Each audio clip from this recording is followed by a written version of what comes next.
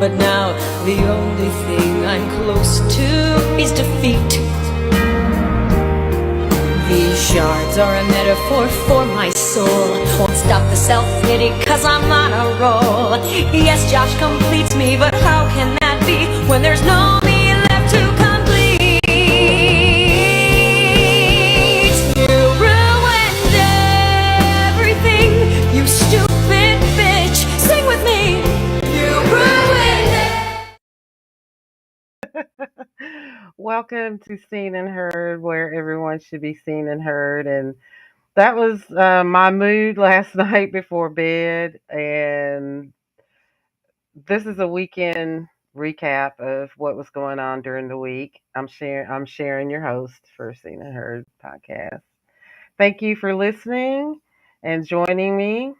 As you all know, if especially if you use Twitter, or you've probably heard apartheid Clyde, Elon Musk, is sabotaging our town square.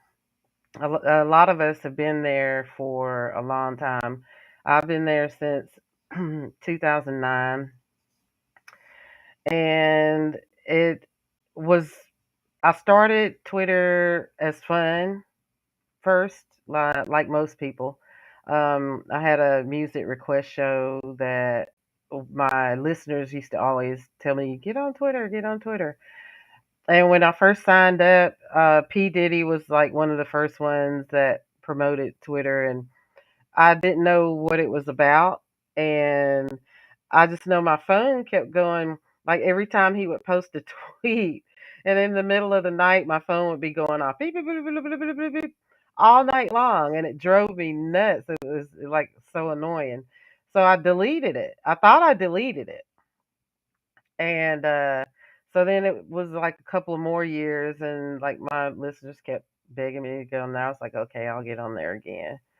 And then I've been on there ever since, and it's grown into almost like a necessity. I mean, I don't want to use the word necessity because we don't really need anything except for food and sleep and water and air and clothes. But it is a necessity in the sense that it's almost like a utility now. I'm going to play some videos with reactions from other people and how they explain it. Um, and then I'm going to read a article from a disabled lady that I follow on TikTok. Her name is Crutches and Spice, Iman. I think it's Iman, but she goes by Crutches and Spice. So she's a huge advocate in the disabled community, as well as other people that have set up their businesses and on Twitter using Twitter. Um, it's a joke to rich people because they have the money to buy things and destroy them, and it won't affect them in any kind of way other than, oh well, I'll find something else to destroy. But Twitter has come to mean a lot, especially with activism and marginalized voices. It's really heartbreaking to see what he and other billionaires are doing to our communications infrastructure, as well as the media landscape. They're trying to change the media landscape, buy it up and control it. And we'll get into that later as well. I've also done some podcasts about that, about how the media is being bought up and torn apart by right wing billionaires, all for tax cuts and them hoarding more money that they.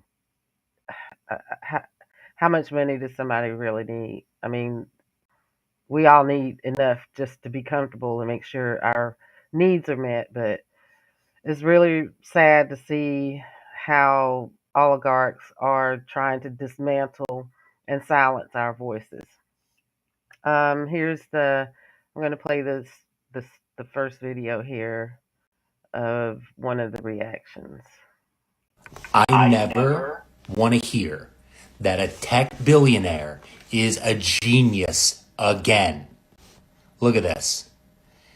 Twitter closes all its office buildings as employees resign en masse. Earlier this week, Elon sent out an email offering people a red pill or a blue pill because everything is the Matrix, and especially for a guy who loved leather dusters back in the day. Of course, he thinks he's Morpheus trying to release people from the wokeism. Elon offered his employees a choice via an email with a link in it that said, click on this link. If you want to be part of Twitter 2.0, it's going to be hardcore. I'm going to expect you to work 137%. You're never going to see your family again. You're never going to go home. We're going to be real. We're going to be hardcore. Or if you don't click on it, I'll give you 3 months severance. And almost everyone picked 3 months severance. Because when given the choice between 3 months of pay to do nothing and be in a room with Elon Musk, anyone who's ever been in a room with Elon Musk chooses 3 months of pay. This is the dumbest. He thought that people would stay. He's shocked that most of the employees said, fuck you. Now he's locked them out of the offices because he's convinced they're going to sabotage the place. They don't need to sabotage anything. Elon, you're doing it all. I recently heard someone refer to Elon as phony Stark, and I'm never thinking of him any other way. And I know there's going to be replies. He still builds rockets. He still has the tunneling company. Oh, Teslas. Fuck off. Fuck off.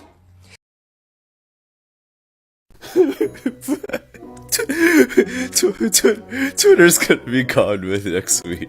So Elon sent this contract to all of his Twitter employees, basically telling them that if they're not ready to sell their soul and like sleep at the office so they can recoup his money off of this shitty Twitter buy, then they can just quit with 3 months severance. And all the core engineers are like, what the fuck, Elon? We're still trying to figure out all the jobs of the people you let go. You're the first week CEO. So forget quiet quitting. Everyone is loudly exiting Twitter in droves, including the core engineers. And then on an unrelated note, some hero decided to project a bunch of insults about Elon's just a trust fund emerald mine baby and apartheid beneficiary. So after watching so many employees leave, Elon got paranoid that all the core engineers were going to like sabotage Twitter 2.0 or basically delete their own code base. And so he locked everybody out of the offices till Monday. Except the dude that's responsible for handling all the badges and access to the buildings had already been laid off. And so Elon had to call him back and be like, hey, can you do me a solid? And that's not even the end of it. So on the same day that he tried to lock out all the engineers out of the Twitter offices, somebody outed the fact that he's been lying for 27 years about his degrees in physics and computer science. He doesn't have any of those. He just got lucky with his PayPal money and decided to invest in tech.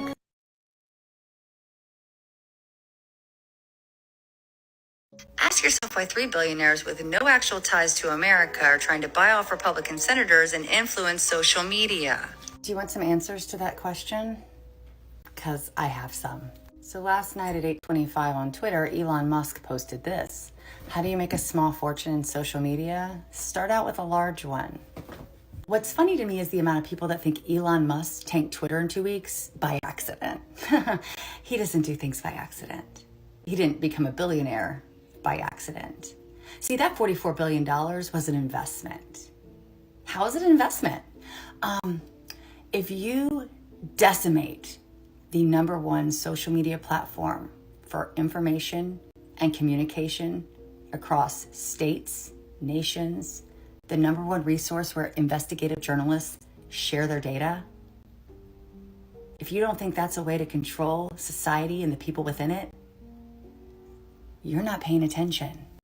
Let me also remind you that Elon Musk is the CEO, founder, and chief engineer of SpaceX.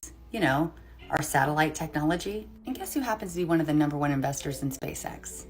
David Sachs. Along with these other investments that should all make you terrified. The third large investor in SpaceX technology is Peter Thiel. In addition to Thiel's interest in our satellite technology, he's also the co-founder of the CIA-backed big data startup Palantir, which went public via a direct listing in 2020. Are you seeing a connection again? And Palantir has a few skeletons in the closet. Apparently, back in 2012, 12 Inc. sued the company for fraud, conspiracy, and copyright infringement. over their algorithm. They ended up settling out of court for $10 million. There was also some WikiLeaks controversial back in 2010. And despite admitting fault in the WikiLeaks incident and publicly apologizing to those that were affected, the individual they placed on a leave pending a review was later reinstated. They settled out of court for a racial discrimination case in 2016 for $1.7 million because they were discriminating against Asian job applicants. And this British Parliament inquiry of 2018 should raise some eyebrows. They were having meetings with Cambridge Analytica. If you are not familiar with them, get familiar with them. But basically, they have a lot of hands in the pot when it comes to corrupt money around conservative politicians and conservative government. But basically, this inquiry showed that both Cambridge Analytica and Palantir used Kogan's global science research and harvested Facebook data together in the same offices. It was also found that with their ICE partnership, they were violating migrants' human rights and unlawfully locating parents of migrant children in the States. There was a report conducted about their human rights violation.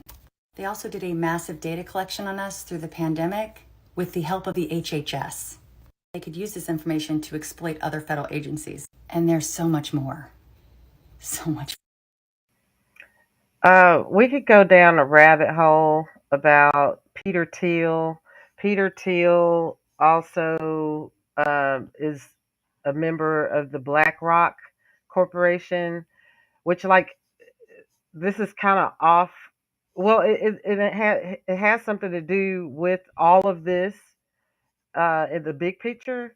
But Peter Thiel is part of BlackRock, which BlackRock is the dark corporation, the very conservative right wing.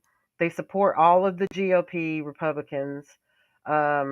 They are buying up all of the neighborhoods in the country and making it hard for people to afford housing, to buy houses or anything like that. So that's why Gen Z is not going to be able to buy a house or own a house because of Peter Thiel and people like him.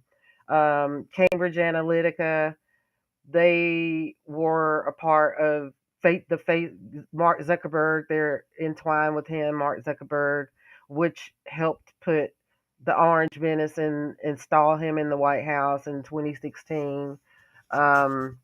David Sachs, as in Goldman Sachs. So like that could be like a whole nother podcast. But yeah, what she if you can look up Cambridge Analytica, BlackRock, look up them, and if you weren't aware, kind of familiarize yourself with all of this. So all of this connected, and then Elon Musk has Saudi backers.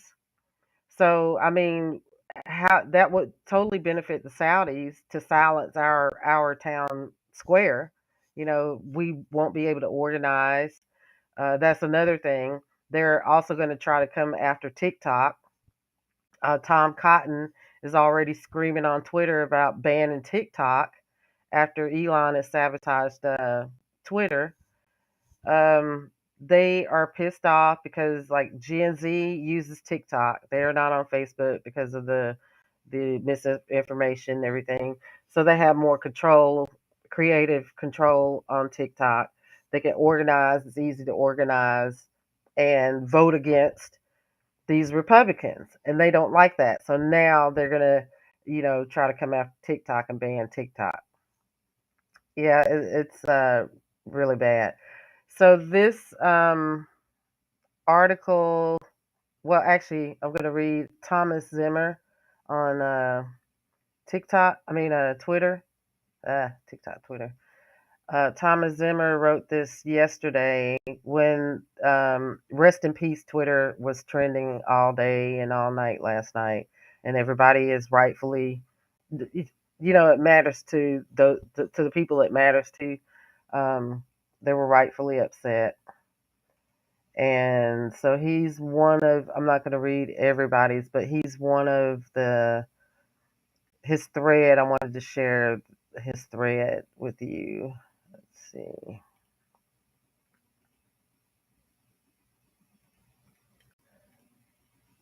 Thomas Zimmer. He's a professor at Georgetown. He writes, he's an opinion writer for The Guardian.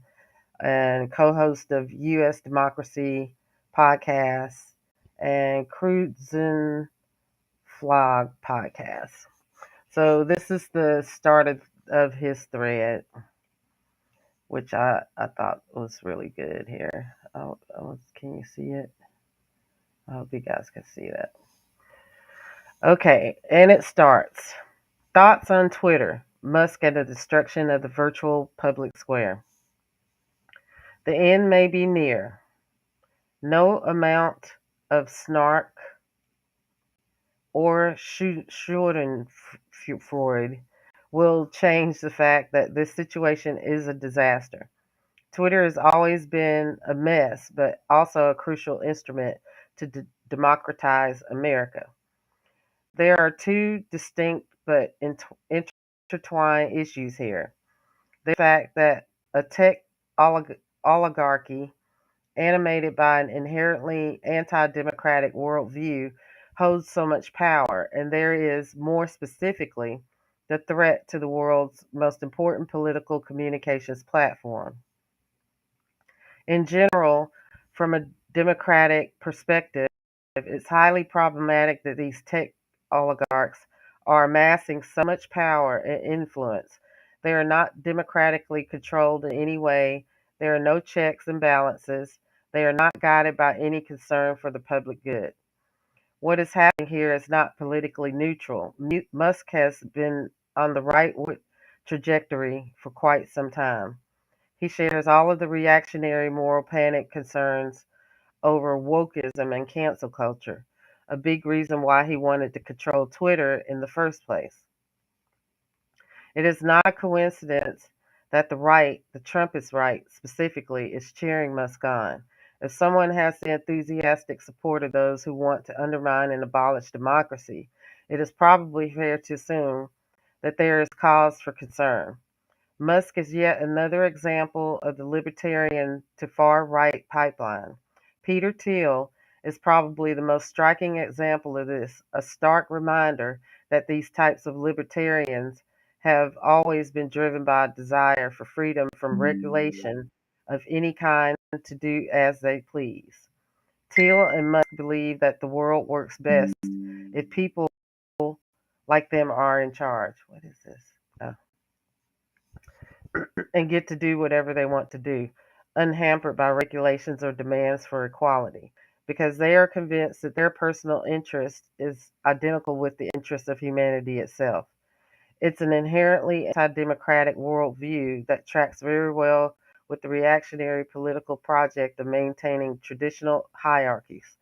This is what is pulling these people to the right, why they eventually gravitate towards autocratic regimes at home and abroad. And now that inherently anti-democratic, anti-egalitarian worldview is animating the man in charge of the world's most important political communications platform, a virtual public square functioning as an essential part of democratic culture. Twitter should have been so much better, but casually dismissing the platform as not real life has always been silly.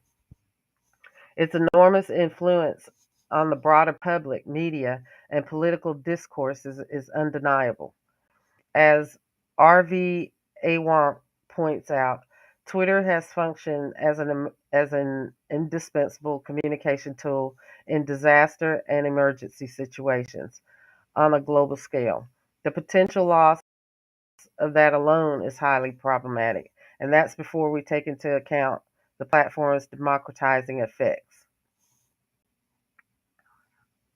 Okay, so he retweeted the Carolyn's tweet, and her tweet says, "One thing that keeps me up at night right now is the possibility that Twitter's potential death spiral will coincide with a major regional, national, global crisis. For better or worse, Twitter is a crucial disaster comms tool, and we don't have a replacement for it." And back to Thomas. Twitter established a conversation between people in powerful positions to shape the political and public imaginary because they are journalists or politicians or public figures, and people who would otherwise never have access to those levels of influence. For instance, Twitter allowed people from the academic world to share with a broader audience that they think and observe, and thereby inject their analysis and commentary into the public debate to an entirely unprecedented degree. Most importantly, Twitter has been instrumental in amplifying the voices, demands, and the critique of traditionally marginalized groups. That's where it really demonstrated its democratizing potential. Much of the moral panic over cancel culture is a reaction to precisely this.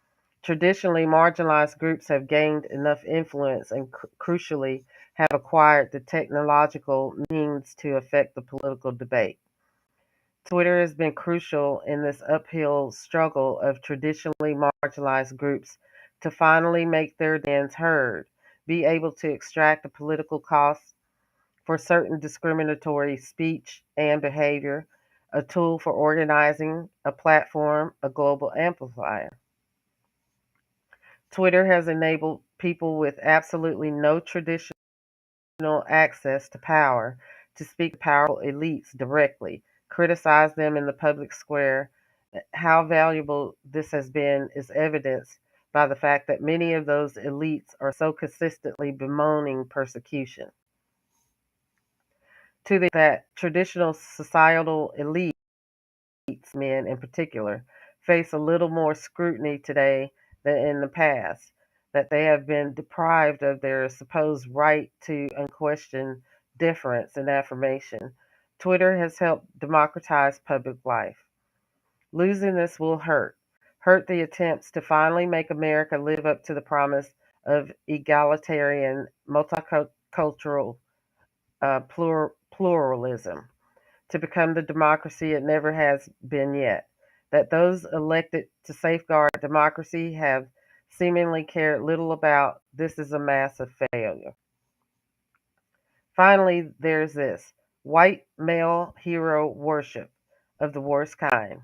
The message here seems to be that we'll just have to live with the damage these tech oligarchs cause and be grateful for all the wonders in which they are supposedly blessing the world. No, no, and hell no. I had to interject that. So this is his statement here. His tweet here is a retweet of a tweet from the Atlantic, and I'm going to read that real quick. It's a subtweet, or no, a retweet. Twitter Musk is the price we pay for SpaceX Musk and Tesla Musk. Helen Lewis writes. At least he's honest about the human cost of his ambition. Give me one honest Elon over 1,000 tech unicorns waxing pious about saving the world.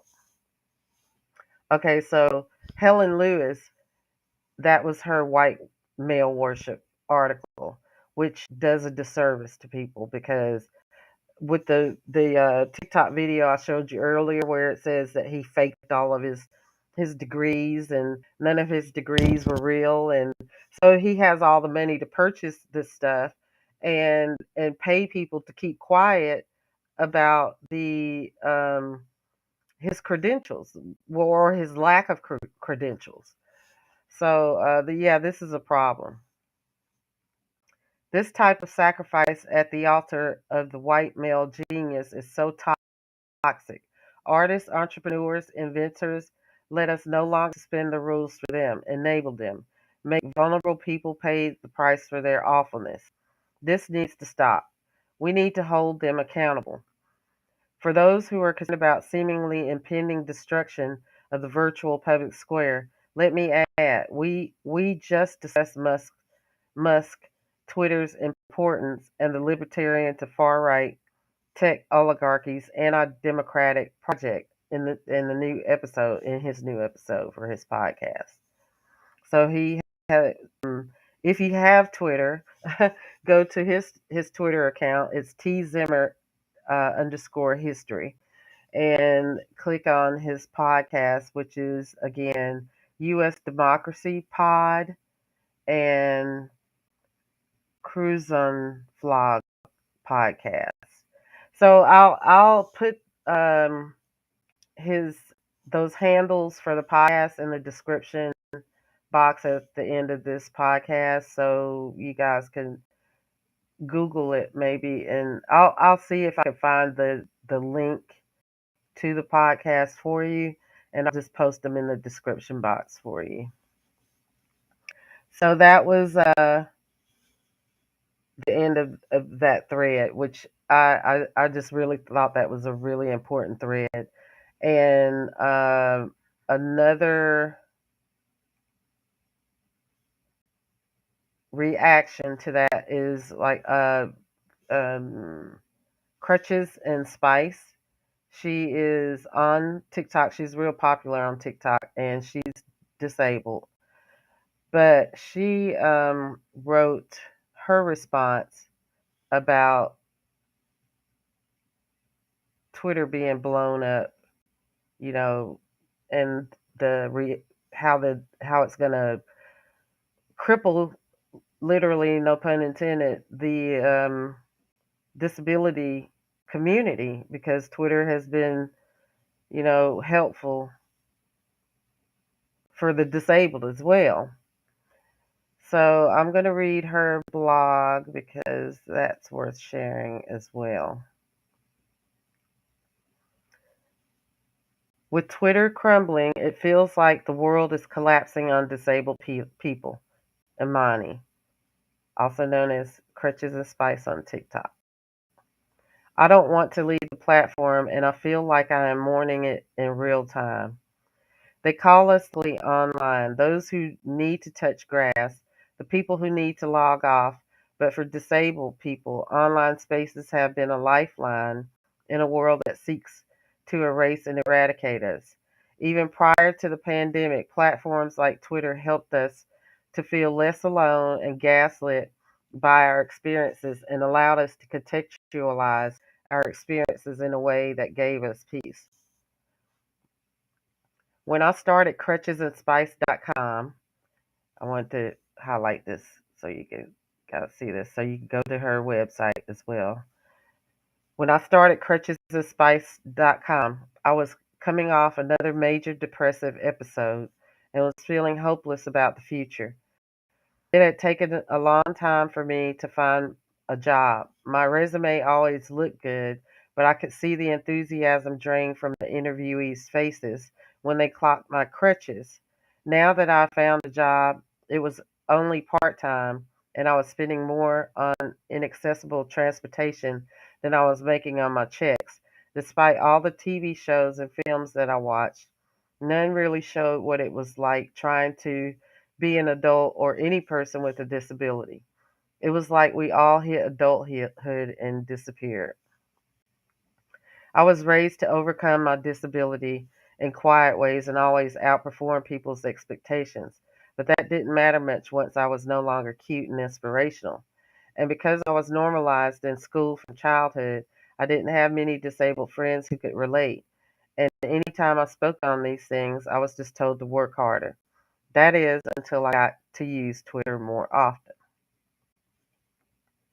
I set up my Twitter profile in 2009, but didn't spend too much on the platform until I started my first job outside of college in 2014. I had begun using my blog to write stories about being brought up as a black disabled child, because that was something I never got to see growing up. I shared these stories on Facebook, but then branched out to Twitter and began engaging in conversations like Crypt the Vote.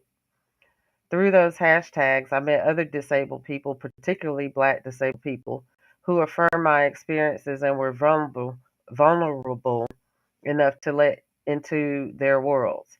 I was finally seeing the representation I had always wanted, and disabled people, black disabled people, were in the director's chairs creating our own narratives and forcing people to see us. Moved by the community, I went to for global communications with the express purpose of disability stories and utilizing online spaces to create representation and community. Soon I started creating my own hashtags and online movements like Abe Weird. and patients are not faking. Through the disability community on Twitter, it is no exaggeration to say that the disability community saved my life, and it is through knowing them that I have found my purpose.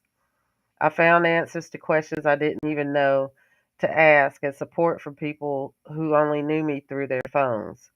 Without their grace, kindness, and understanding, I can honestly say I don't think I would be alive right now. The disability communities and discourse that was done prior to 2020 became critically important during the pandemic. We knew that the ways we discussed disability would mean life and death for thousands of disabled folks across the United States. Disabled folks being criminally underrepresented now more than ever were reliant upon non disabled people's view of the value of our lives as they debated whether it was prudent to participate in COVID 19 mitigation efforts or not.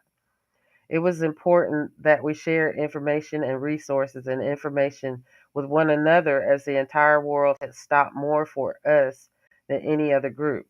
While a lot of companies focused on the importance of disability and DEI work and how the pandemic proved accessibility and inclusion of us was always necessary, they failed to see the full picture.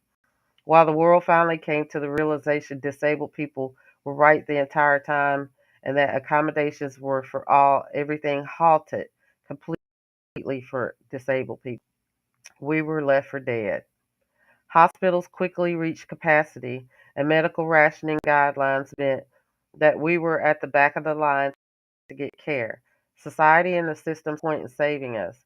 On top of that, we were cut off from our regular medical care services and education almost entirely. We had to sit and listen as people debated the merits of a disabled life and whether the economy should be punished for instance. We were isolated completely, but we were able to connect and come together in our fear and anger over how our community was being pushed to the margins. We could make it to the timeline even if we couldn't make it out of our homes and despite a world that had forgotten about us. And now a billionaire has bought Twitter. It seems cartoonish that he would buy the platform that kept so many disabled people connected and therefore alive for a greatly inflated price, and then seemingly scuttles it with bad decision after bad decision. For all the talk about how keeping disabled people alive throughout the pandemic was the greatest threat to the economy, it was he who cost corporations billions in mere hours. Thousands have lost their jobs or quit because of his leadership, and the guardrails are off as content moderation disappears and accessibility no longer matters to the company. Aside from the increased threat of harassment, the greatest threat to the disability community is all the advocacy, networks, and supports we created on the platform could be wiped off of it. I fear that if the platform disappears, the visibility that we built demanded will be gone as well. All my sarcasm over the last few weeks has been out of fear of what seems to be eventuality.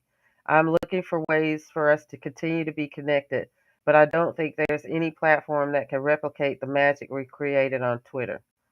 I don't want to leave the platform, and I feel I am warning it in real time. I don't want to say goodbye. I've decided to stick it out as long as possible, but before it curtains, I just want to say to each of you, thank you. Thank you. Thank you for saving my life and making it make sense. Thank you for the trust of privilege of getting to know you. Thank you for helping me understand my purpose. Thank you for helping me reach my dreams. Thank you for being unapologetically yourselves. Thank you for this community. I'll see you on the next one, wherever we go.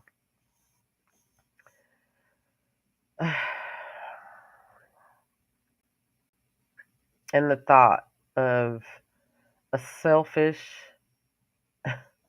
rich white guy that has nothing better to do but cause all of us grief because of his ego. It's just enraging that not just the disability community, but the other communities that were built on this platform that are important to so many people, but one person. And look, Jack, Jack doesn't get a pass either. Um, Jack sold, and everybody can, you can, he could sell his business or whatever to whoever he wants.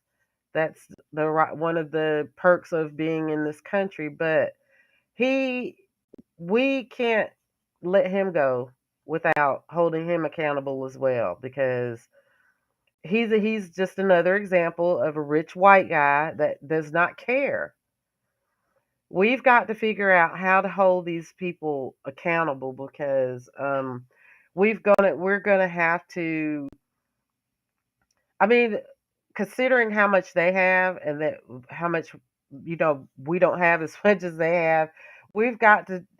I mean, my idea is that we've got to try to figure out some way to organize to hold these people accountable.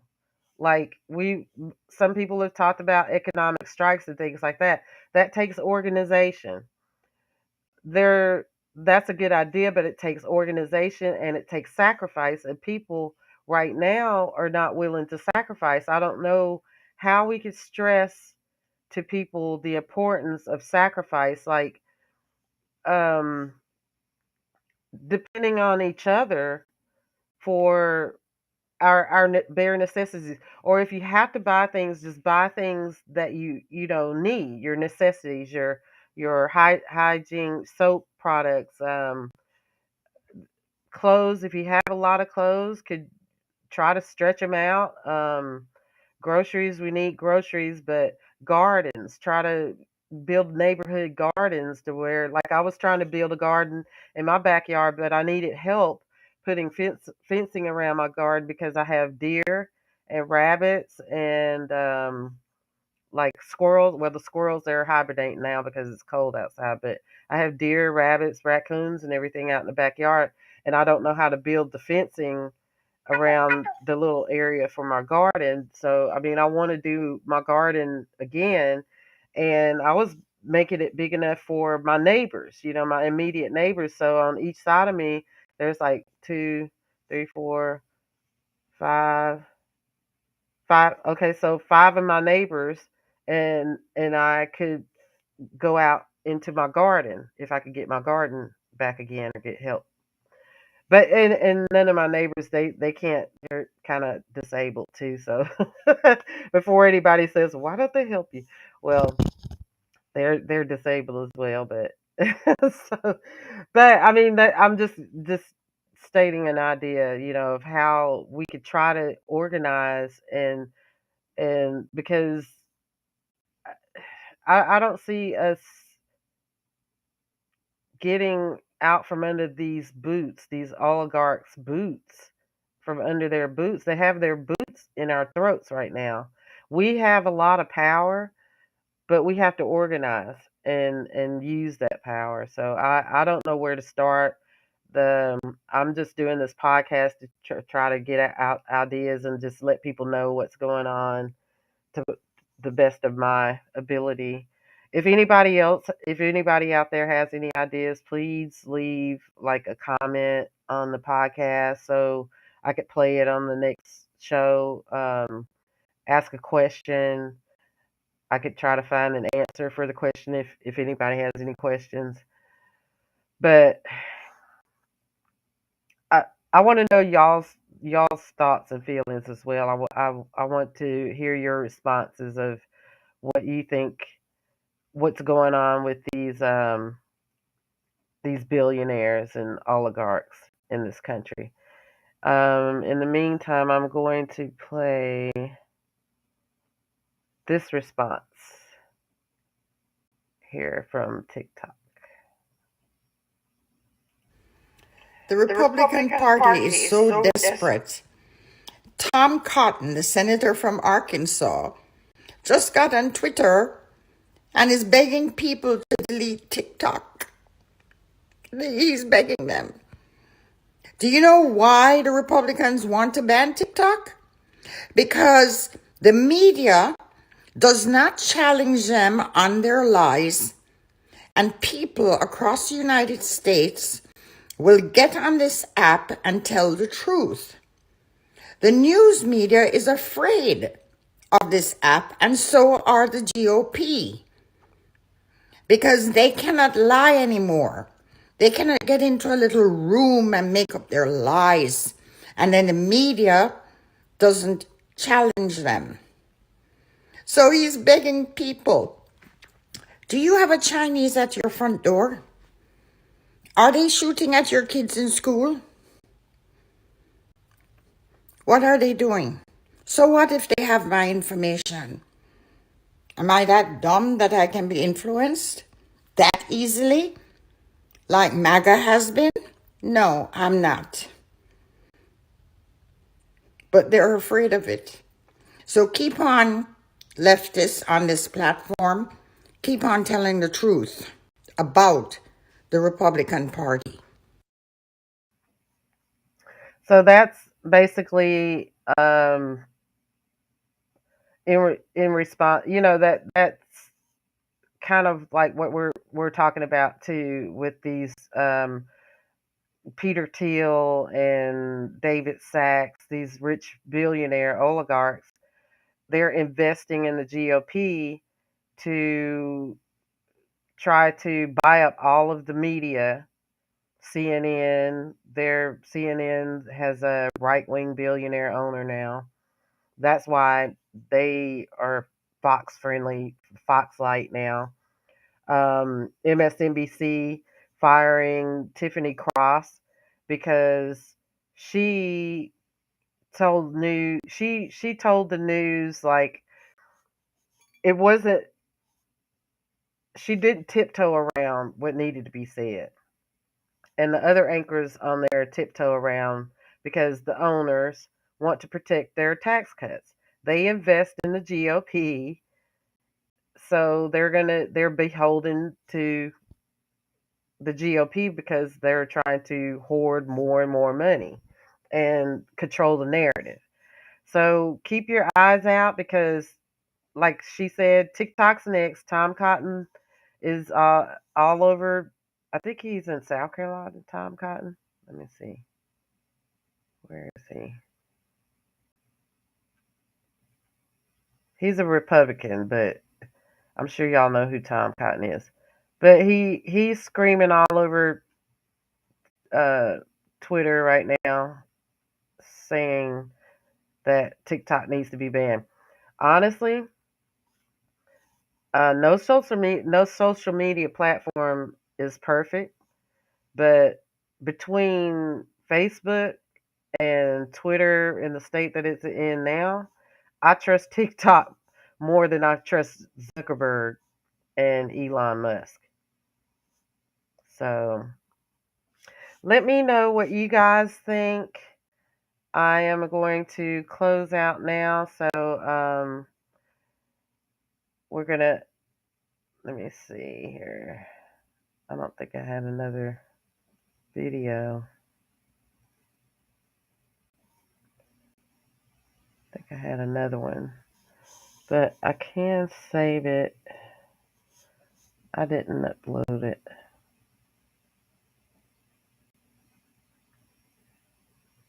I didn't upload it.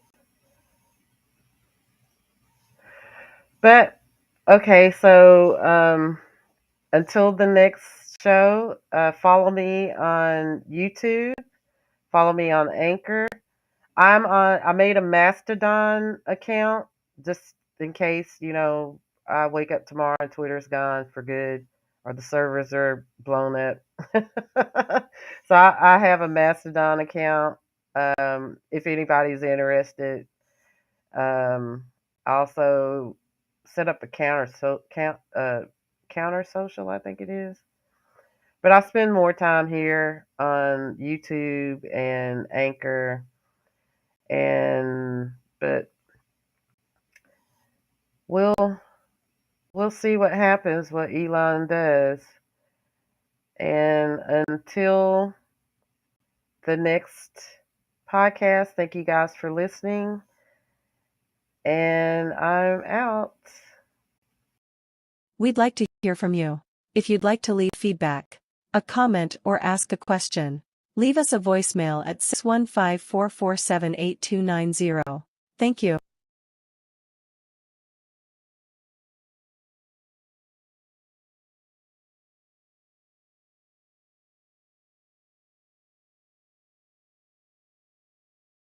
City Scene Productions / Media Company and Seen and Heard podcast are peer supported. All support is greatly appreciated, whether it is equipment or financial, every little bit helps. Every contribution, however big or small, powers our programming, staff and creators, and sustains our future. Any amount you are able to give to help support our journey and progress will be greatly appreciated. If you would like more info, please go to our contact page to leave a message and one of the members of our team will get back to you as soon as possible. Thank you.